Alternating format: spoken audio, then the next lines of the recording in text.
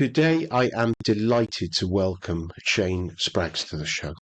Shane co-founded and was COO of Acro Media in 1998, a web development company that earned a Mid-Sized Company of the Year award from a local Chamber of Commerce in 2007. Later, with Disney Interactive, he oversaw studio operations, where he led teams to overcome the challenges of multi-studio software development through blending traditional project management and Agile. He helped found Minga in 2016, serving as VP of Product, and now is a successful social platform across many Canadian schools. And more recently, he worked as Director of Operations for Komixstream, a startup bringing interactive comic books to a mobile platform.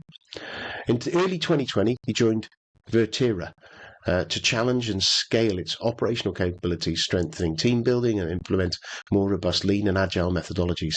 And as COO, he transformed all solution and practice areas: operations, HR, IT, and the PMO. And more recently, his vast experience in project management, entrepreneurship, and team leadership has made him an in-demand speaker on productivity and engagement. Shane, welcome to the show. Thank you, Nigel. That was a very thorough and generous intro. It sounds like we're going to have an interesting conversation from reading that intro, which is the kind of ones I like, because the boring conversations aren't much fun. So there we go. So I've had a lot of roles, a lot of things going. Yeah. So tell us a bit more about you. Well, you said a lot about my career. I live in a town in British Columbia in Canada, so it's called Kelowna. It's probably small by UK standards, but we have about 200,000 people here. A lot of outdoor activities, a lot of mountains, a lot of beautiful landscapes. So I spend time hiking. A family of 4. Yeah, all the good stuff. Hiking I can't remember where it was. Talking to someone about. They were talking about British Columbia, or I was listening to a podcast, and I'd hear that it's a beautiful area to wander around. Yeah, absolutely. One of my favorite. I spend so much time connected to a computer and to the internet that I like just to get out of the house and preferably find a spot that has no cell phone, and just go away for a few days. Force myself to not connect for a while. Yeah, I've got 2 teenage daughters, and we've done and I run my life off my phone. I tend to less I suppose a bit of entertainment, but more just running my life off my phone. So when we went camping last year, there's a place right on the coast of Wales that looks out over the Irish Sea to Ireland, and you can see the sun setting. And the mobile signal in that place is absolutely atrocious. It's even worse than bad, because it comes on every so often and then goes off. So you'll get a message. Say my wife would send us a message.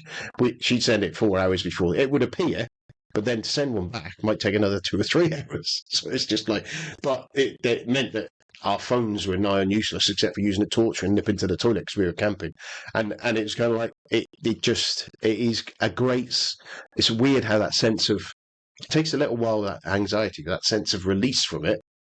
It just, you do something entirely different, don't you? You don't have that, I'm bored, have a look at my phone. You just chat. I'm bored, look at the sunset.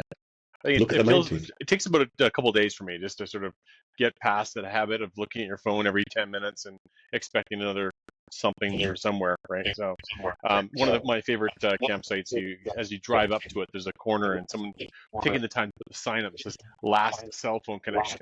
So if you want to, as soon as you get past that spot, that's it for you. Yeah, that's great. And actually, it's very pertinent to probably the topic we're going to go in here, because obviously your book that we kind of connected over and talking about is the power of remote, and obviously the virtual working and being able to sit on the top of a mountain and still be able to work. While sometimes you think, well, actually, it's probably not a good idea to do that. If you're going to go on the top of the mountain, be on the top of the mountain. But that each their own, isn't it? It's probably something we'll probably dive into in a little bit. But tell us a little bit about the roles that you've done and kind of how you kicked off Acro Media, and it way back in '98. Feels a long time ago, 98. I keep forgetting. I keep looking at dates like that and think, how long ago is that? And then stop because it scares me. But tell me a little bit about that and a little bit about Disney and the things you were doing there, because they sound fascinating. Yeah, Acro Media, I mean, it seems trite nowadays to have a web development company, but at the time it was, it was the gold rush for websites. And we got in there. It was perfect timing for us in terms of starting our first business. We got lucky, and well, I'll take a step back. We had a previous company before that, and we got swindled by a adventurous businessman who was trying to take a few shortcuts, I guess you could say. And so we set up this business where he would be the front end, we would be the back end, and he'd go find the clients, and we would we'd close the deals, and we would get half the amount of money for the deal in order to implement the website. We thought this was great. Go sell us a $10,000 project, we'll get $5,000 for it. All things great. Challenge was he wasn't involving us in the process. So he'd go out and sell a $10,000 website for $1,300, and we would get $700 or $650 for 2 months worth of work. So it was a very interesting 6 or 7 months, but at the last minute, we decided to quit, and at the last minute, the company was saved by a couple of investors. Within 3 months from that point, we were in the black, and as the story goes, we got successful, and because my partners were all designers, and I was the only software developer at the time, we quickly learned that was the wrong ratio. We had to have more software developers, and we had lots of work coming in. We had to hire them, and I took in a management role, and so I learned everything on the streets, as they say, and worked my way through it, including project management, and it was there for 12 years, and that led into an interest in project management, which eventually got me a job at Disney as project manager. Evan, I'm trying to think what was going on there. That was probably at the rise of that sort of stuff with all the studio operations with Disney, really, with that sort of thing, with the interactive side of it. So Disney tried to take how did that go? Yeah, they tried to get into mobile gaming, and they did that by buying a bunch of different studios. They had one out of, I think it was LA, that had a lot of the like princess and cars and pirates themes, and they had I shouldn't say the one here in Kelowna was Club Penguin, which anyone who has a teenager right now will remember Club Penguin. It was a very massively successful game, millions of monthly subscribers, each paying $5 a month to go on and act as a penguin and talk to other kids. Way ahead of its time, and probably wouldn't work these days based on security and privacy concerns and other issues. But it was it was Disney invested in it here in Kelowna. It kicked off a bit of a technology trend here in the town, and we have a number of companies that have succeeded from it. But my role was to work with the studio general manager to help all the operations of all the teams, and we had probably 400 people at the height of it, and we went down to about over time it slowly dwindled as it tried to make the transition from Flash to mobile. Yeah, because everything was Flash, wasn't it, at one time? If your website didn't have a Flash bit on it, it was an old knackered site, and people thought it was core. Well, it had lots of potential, but of course it had a lot of security flaws, and people were messing with it. It's not the best combination of kids and unsecure software. Yeah, it's not great at all, is it? Yeah. So you obviously moved on from there into the role of Minga and starting that. What was that kind of thing, that platform that you're talking there? Was it similar to sort of like the way they use Teams these days and internally within schools, or was it something different? Well, ultimately, it came down to a social media platform for schools. We discovered that schools are using Snapchat and other social media platforms to organize teams and school sports and whatnot. So the instructors were encouraging 13, 14-year-old people, girls and boys, to get onto Snapchat to manage their teams, their schedule, and it's not really the best thing for a school to do, is to encourage them to get on a platform that really shouldn't be, well, there's a lot of conversation about these days, but it shouldn't really be on it if you're that young. And so, yeah, the intention was to provide a school sanctioned piece of software that would do all that. And then years after I left, it found a real niche in the States for doing hall passes, digital hall passes. And I won't get into the details there, but and we'll see how it goes. So there's a lot of momentum right now to remove cell phones from schools. So I don't know how that's going to impact their trajectory, but they're doing quite well. Brilliant. And then obviously you moved on to then Komixstream, which is interactive comic books, which I like the idea of. I was like a big 2000 AD fan when I was younger, and still enjoy a comic every so often, or a graphic novel. Yeah, I wish I still had an example of one. It only lasted a few years, but we were working with an artist who had previously done all of the characters in the DC universe. So he had been drawing, Superman, Batman, all those characters throughout the 90s. And so he was an incredible artist and had a lot of lore behind him, and sort of a minor celebrity in the Comic Con realm as well.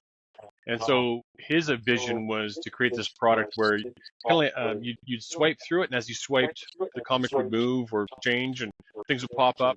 And we built the software for that from scratch, and it was a really slick looking product, and we had some really good content in it.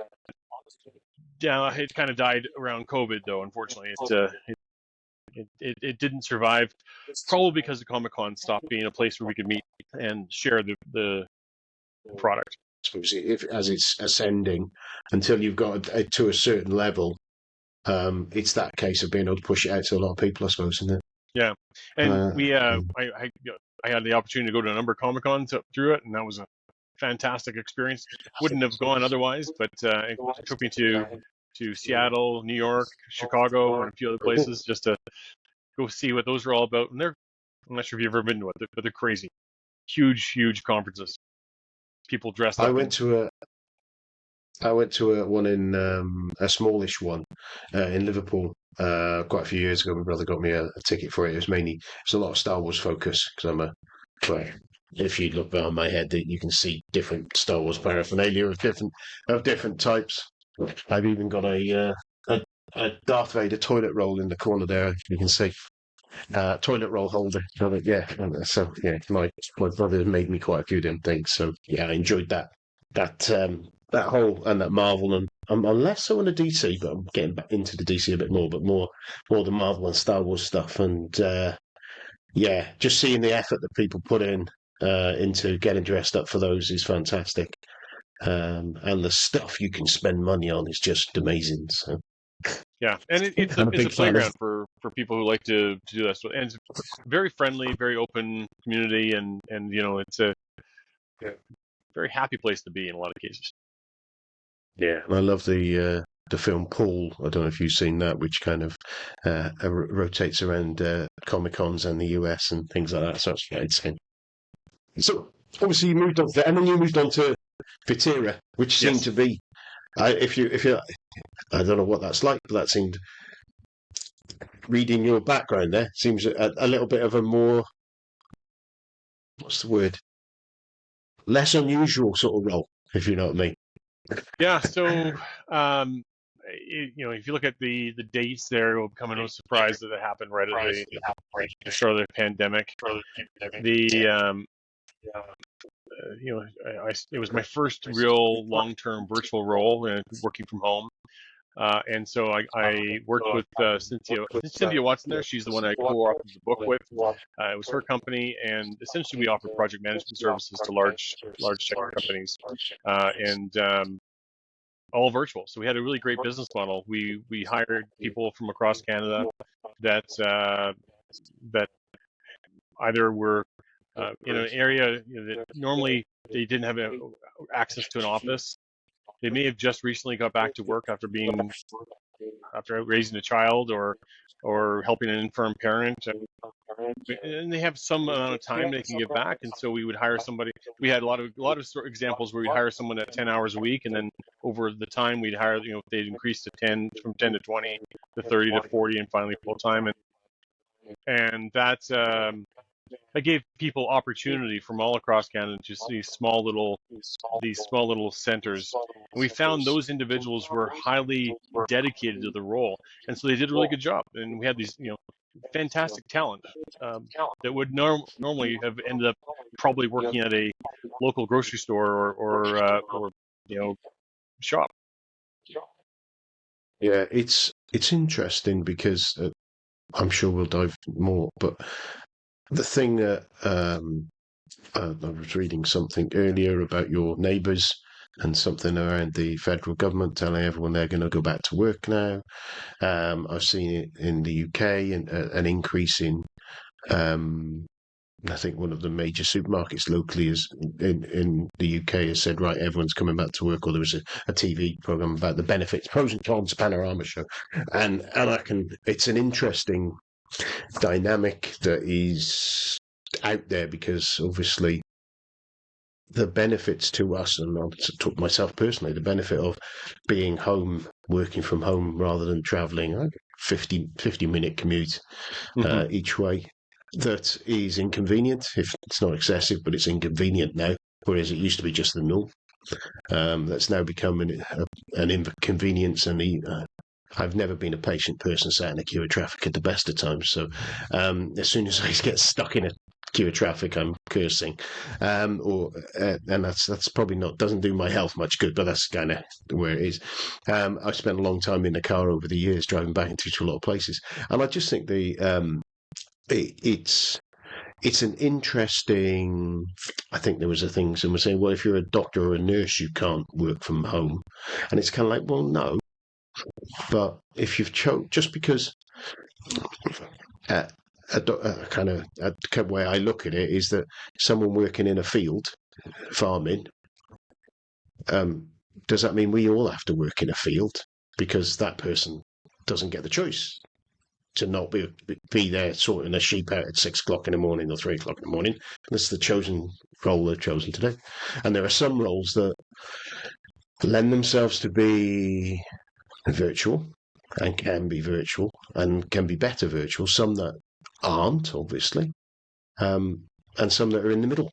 And I think it feels like there's a bit of a war between let's stay at home, let's go to work, and not a lot of, I don't know if you're seeing this, that sensible role of everyone's different, everyone's situation's different, every business is different. What do you? It's a long question there. What you thought? What have you seen in those sort of things? Let's start that conversation.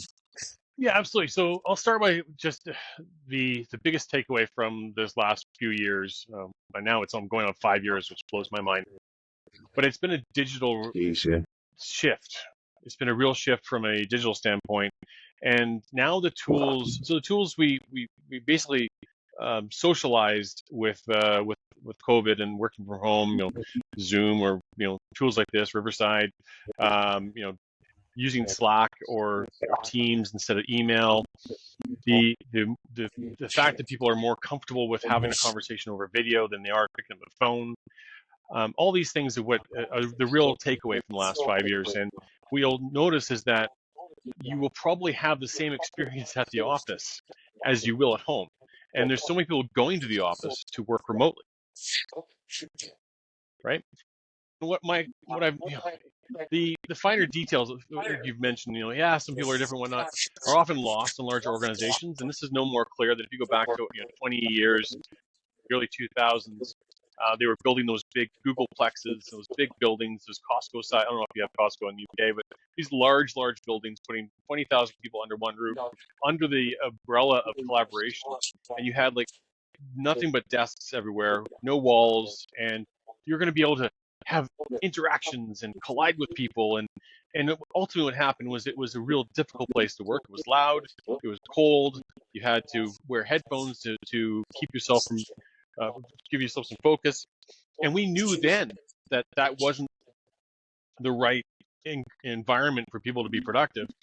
And so that was never, the productivity side was never the thing that they were trying to acquire or attain. It was more of a, can I see you? Do I have proof that you are, I'm going to invest money and I'm going to spend $100,000 a year on you. I want to make sure I get my money's worth. I want to be able to see that you're doing your job. And that, for many companies, is where it nets out. It's the same as the 4-day work week. There's tons of evidence that it works, and it's better for people. It's better for companies. A lot of companies have gone through those trials, have decided to keep the 4-day work week. But there's a certain element of people who you just can't convince because they have their own perspective on things and what they see, what quote unquote is common sense. It makes sense, and so what and this is kind of a longish answer as well. But what I'm seeing is that most companies now have some sort of flexibility. So you can work from home 1 or 2 days a week. Sometimes, it's the exact opposite. You have to work at the office at least 1 day a week. If we look ahead in where things are going, it makes no sense for a company to start a business these days and get an office. You're an entrepreneur, you're starting a business. I'm going to invest $5,000 a month in, or pounds in an office that I have to go to myself, and it's going to restrict who I can hire because they have to be within an hour drive to my office, and I have to now fill it with stuff that I can use in an office, like paper and and phones and it just doesn't make sense for new companies. And so while we have lots of large companies right now who seem to be fairly entrenched, we've always had large companies that are entrenched. And I put to you that the next Google, the next Amazon is currently being built in someone's basement right now, and they're going to stay remote to a certain degree. Yeah, I suppose that it's the usual thing is that whatever's more effective and more efficient will be more successful, won't it? And I think I find it it's interesting that there's the extreme views, but then every topic you get extreme views: agile versus waterfall, all that sort of stuff. Don't get me started on that. No, I've had a few long conversations on that. That's one of them. When I really want to get a smile, I'll just go on LinkedIn and have a look. There's bound to be a post where there's a big fire going on in the conversation, which is quite entertaining. But Agile's been dead for 20 years. Every year. Yeah, that's the latest one, isn't it? Yeah. But the thing that being able to engage remotely is something that I was kind of given some coaching and teaching on years back. We started. I think about the first time I was doing remote management would have been early 90s, and I was working in Barclays in the UK, in the bank, and we had people who were working doing some in our print operations area in Gloucester, and I was up in near Manchester, and it was remote. And we had some people down in Poole in Dorset, which is on the south coast, so that was remote. So we were collaborating. Now I went to those buildings twice, I think. But you couldn't travel that much. Traveling back then was kind of one of those things where salesmen did that, not IT project managers. But I did those trips. And then I moved into working for a company called Oracle, which I'm sure everyone's heard of. And I was a consultant project manager working for customers, but I also had teams in different places. So I would be managing teams that were working on site in one building and another customer here. So I'd have multiple, so I wouldn't always be sat in front of their face. And for me, it all boils down to trust. And that's where a lot of these, as you say, those big companies it's easier on average to know someone's working if they're there. Now, I can slack off probably easier at work than I can at home because there's probably 200 people in our office that I can go and talk to and be distracted with. And I'm very easily distracted. In my little dungeon that I've got here, my door's closed most of the time. My wife's doing different things in there. And my level of distraction is way down. and my level of productivity. That's me personally. Now, what I wouldn't say is that that's a good thing from a point of view of I should just always be here, because I found the energy that I get from being in the office, the energy I get back from any feeling of belonging part of the team is, and I think that's one of the big things that makes it hard, is that if you're remote all the time, there's the argument that you're not invested. Well, I think that not knowing and not being next to people doesn't make you not invested. There's something underlying that is stopping you from being really invested in that community, if you want, that business that you're at, because there are people who you have very passionate communities online that you feel part of and you feel belonging with that, and you've never met some of those people. So there's something else that I think it helps, but there's something else that needs to be addressed if people have a feeling of not belonging. And I think then the productivity side of it, as I say, depending on what work you're doing, the productivity needs to be there. The remote teams, I know I've been in situations where I've gone into the office, I've sat down, I've grabbed a coffee, I've nodded to a couple of people, lovely, not had a chance to talk to them because I'm about to go on a call. I've come off the calls at 5 o'clock and gone home. And that occasionally I've blocked and nodded to someone, but that's, I haven't spoken at any length. I've not actually collaborated with any of those people in the building that I'm in, but there's a box tick that you're there. So for me, it's about what's the problem with people being at home. What is it, do you think, from what you've looked at, and obviously you've done some investigation into this, what do you think it is that organisations are trying to fix by getting everyone face to face? So, lots to unpack there. The short answer is management is weak. Well, for those who are watching on the telly and are paying attention, they'll realise that something changed. We had a little bit of a technical issue, so we're back in now. So I'm going to repose the question, but not the whole long, lengthy one that I did, just the straightforward one, which was, again, Shane, what do you think it is that large organisations and small organisations are trying to solve?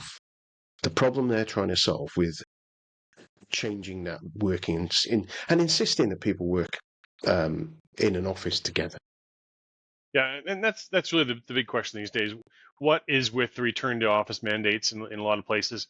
I look at it as sort of course they're going back to the office, and the reason for this is that if you really look at the information and understand what's happening under the hood, for me it comes down to a management issue. We have long had really bad managers.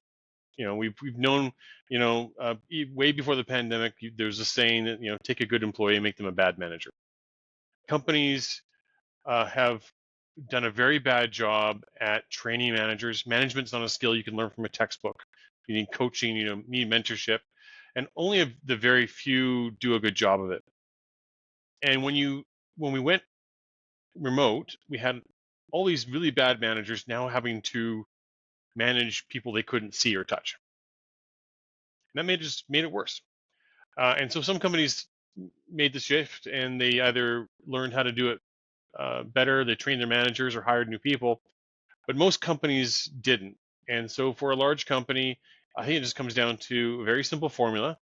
We're going to either retrain all of our 20,000 managers, have a massive cultural shift, or we'll just have everyone come back to the office and we'll lose a few people. So I think it comes down to simple math in that respect. And a lot of these businesses have infrastructure. A lot of these businesses have offices that are sitting empty. A lot of these businesses are so large that they have influence over the downtown cores of cities. So there was, for a while there, the downtown of Seattle, where, for example, was entirely empty, and that put a lot of pressure, had a lot of influence on the stores and shops that were there, the restaurants, and other people making money off those businesses. And so as a society, I don't think we're really ready for that abrupt of change to remote work. Remote work lends to more of a spreading of the suburbs, and people sitting in their houses, a different kind of lifestyle, more close-knit communities, and we'll get there. Over time, it'll take some time. And I think it's undoubtedly going to be there. I think I mentioned, I'm not sure if I said this ahead of time, before the break. A lot of the companies have, while they've said they got rid of remote work, they're actually hybrid in a lot of ways. A lot of companies have some sort of mandate's the wrong word, some sort of policy around, hey, if you're sick, go work from home. Or you can work from home a couple days a week, or even more so, you have to be at the office at least once or twice a week. Now, that's a good sort of hybrid bridge model for a lot of businesses. Other businesses are being developed, and I think we chatted a bit briefly about this, but it just makes no sense to me that a new company will start these days and decide to invest in an office. It's a huge expense and a lot of time. Not only do you have a lease or rent on a building, but you have to put furniture in it, you have to put equipment in it, you have to staff it. You have people whose job it is to be an office manager. That job largely does not exist in remote work, and it limits you to hiring people within an hour's drive of your business. And that'll work for some businesses. Maybe you sell something that people have to come into the door, but more and more there's people are doing more digital work, and certainly through AI, we're going to see even greater access to building digital properties and digital services. So it's a matter of time, and we're moving towards it, I believe. Yeah, it's interesting because when you're saying about that, I remember hearing something around building or the potential for sort of suburban, smaller towns, smaller external, non-city centre communities, building co-located work hubs and creating more of those around as the sort of cities of the future. And I think this may even have been before COVID, though, that this was conversations where to basically bring back that village culture, that small town culture, where you'll have people living and working where they are, but they may not be working with the people sat around them, but they might be with a few of them, so you might have a few local hubs, if you like. And I kind of think, I wonder whether that at a point in time will become there, or whether the drive for having, and you say there, is having a lot of people in a large conurbation serving those conglomerates and shopping capabilities, because that's what it's for, isn't it, really? Which again is creating jobs for people in those environments. So it's kind of there's quite a big, I suppose there's a big social, is it social? I don't know, whatever. I can't remember what the word is anyway for Shift. when you study society. Yeah. Societal probably is the word I want. Drive for, if that doesn't happen, the impact of that on office workers, on shop workers, on as you say, your office manager role disappears or becomes different or morphs. And I suppose that's the thing. That for me, I live in a countryside. I'm lucky. Yeah, I live in a village. I'm a moaning old git that I've got to drive to a nearish big town. But then kind of putting on the hat of someone who's having to travel and commute into, say, London or Manchester, but that then serves that community there and creates that community, which would break down otherwise. So I suppose it's a flip side of the we talk about Disney and cars, the whole that story of when they built the bypass that went past Radiator Springs and all of the shops closed down. It's kind of the flip side of that now, isn't it?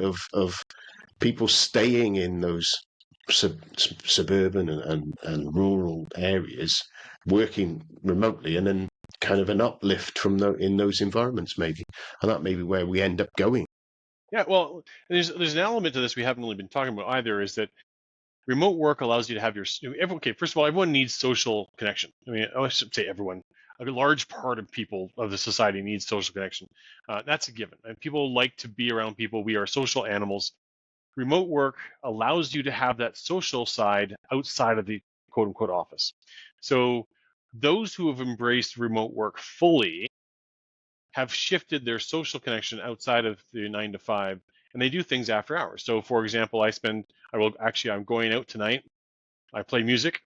I play harmonica in a band and sing, and that's my social thing I do, and I have friends I do that with, and they happen to be people I used to work with. That's how I met them, but they don't have to be, right? I go hiking regularly, and I spend more time with my family. This is in lieu of socializing at the office. Now, building on what we were talking about earlier, where the downtown core of Seattle, for example, is vacant because there's these big towers are no longer filled with people, but they're not filled with offices, not filled with people. And you can imagine a time, and I don't, obviously it's a large shift, but you can imagine a time when those buildings are apartment buildings and they have people living in them and working remotely for people all over the globe. And they do come back down to the street and socialize, and probably creates a more vibrant community than they have now or had. Yeah, I can see that, and actually potentially make it with that affordability of housing in those large centres comes down because the demand is low. The demand isn't outstripping the supply, which is one of the drivers for people working in London and people like Seattle, whatever. I imagine the costs they are big because of demand, because people have to work and they want the best jobs in there. I suppose if it's reducing that property situation, although it won't go down, but it might not rise as quickly, I suppose.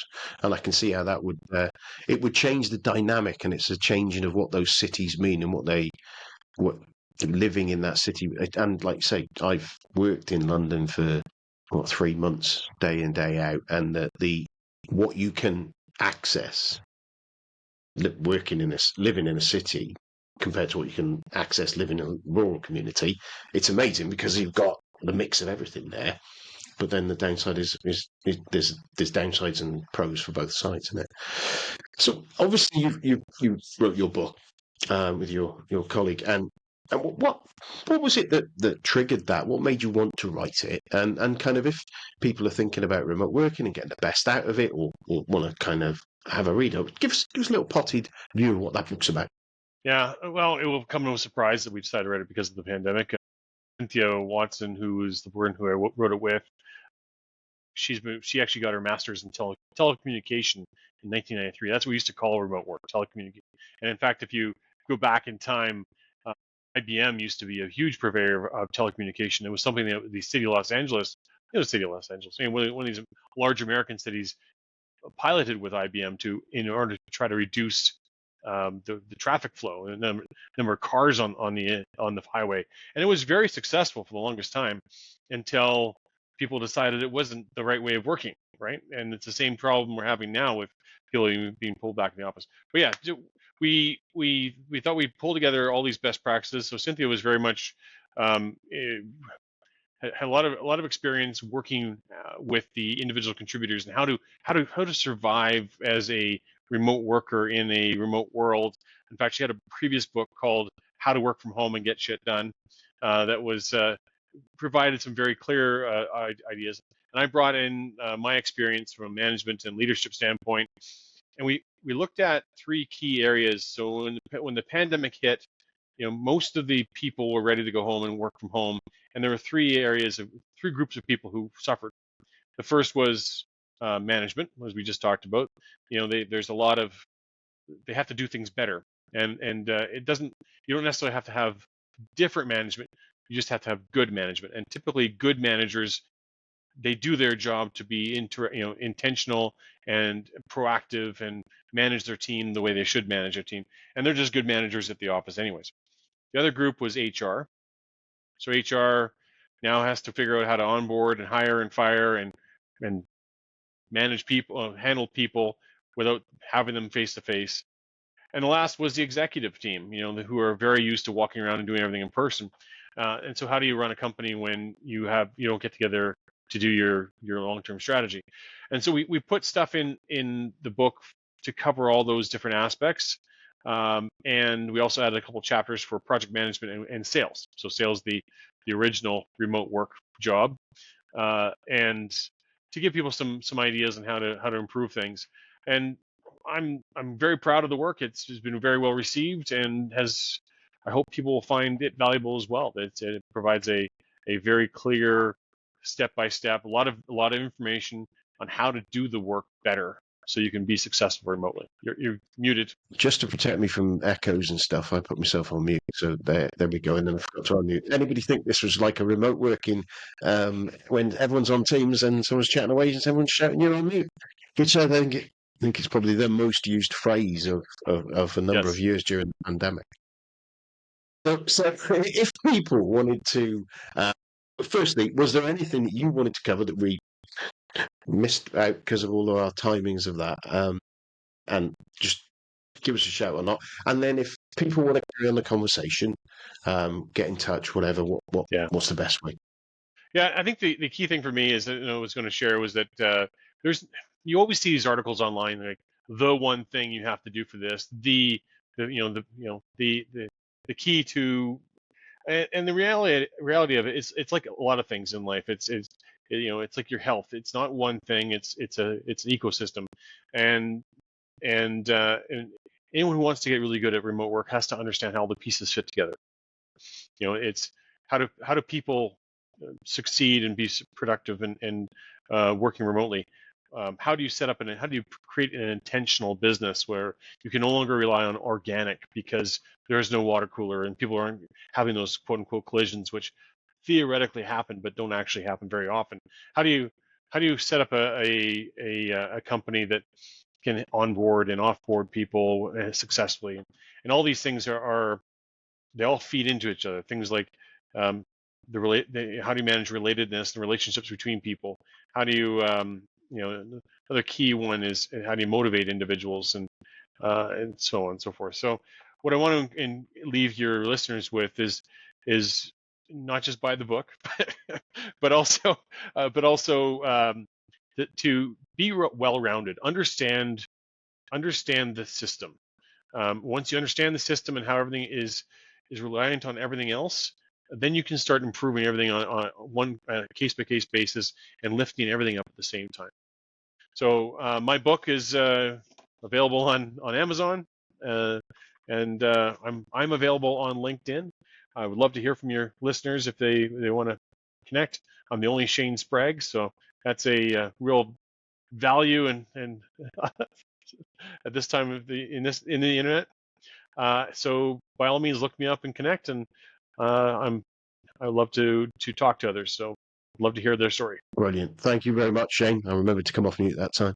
And I'm very lucky in learning Nigel Creaser as well. So it's good being in those situations. Makes getting email addresses in places where you join and things like that much easier, doesn't it? You haven't got a 1 or a Z or an A or a B in the middle of it, which is really cool. Thank you so much for coming on the show. A few technical difficulties, but there we go. And as ever with every show, I think there's probably another good couple of hours worth of conversation we could have. And so I'll put the links in the show notes and stuff for that for people to get the book. And in the meantime, you have a wonderful rest of your day. And again, thanks for coming on the show. Thanks, Nigel. It's a pleasure. Cheers.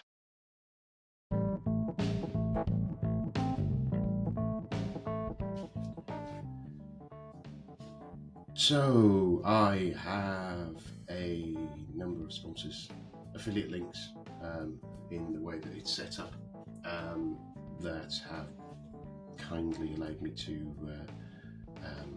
share their services, really. The first one is Mike Clayton, and Mike runs online PM courses, and it is a great resource for getting those fundamentals of project management trained, reasonably priced, and Mike presents it in an accessible and clear manner. You can check out some of his videos on his YouTube channel and kind of give you a view of where they are. But the code for that, if you go to nigelcreaser.com/online PM courses, all one word, lowercase, that'll redirect you to it. There's very different levels that you can buy. You can buy individual courses, you can buy pathways as well if you like, and I get a kickback off those. Mike kindly shares me that. So if you do jump on and use it, I hope you find it really useful.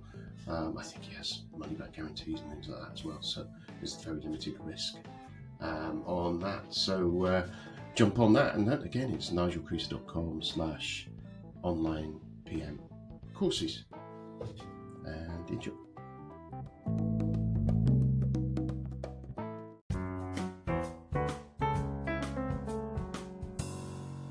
Well, it's goodbye from me, Nigel Creaser, and it's goodbye from him, the Sunday Lunch PM. Goodbye.